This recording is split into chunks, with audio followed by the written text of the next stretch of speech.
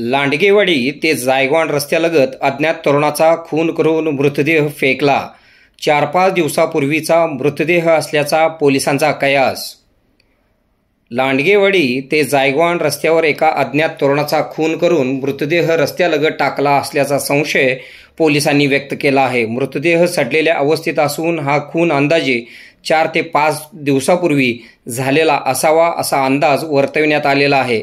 एका अज्ञात तरुणाचा खून करून मृतदेह लांडगेवाडी ते जायगवान रस्त्यालगत टाकला आहे अशी माहिती समजल्यानंतर परिसरातील नागरिकांनी या ठिकाणावर मोठी गर्दी केली आहे। घटनास्थळाचा पोलीस पंचनामा करीत आहेत। मृतदेहाच्या तरुणाच्या चेहऱ्यावर जखमा दिसून येत आहेत। यावरून खून झाल्याचा संशय व्यक्त होत आहे। मृतदेहाची अद्याप ओळख पटलेली नाही।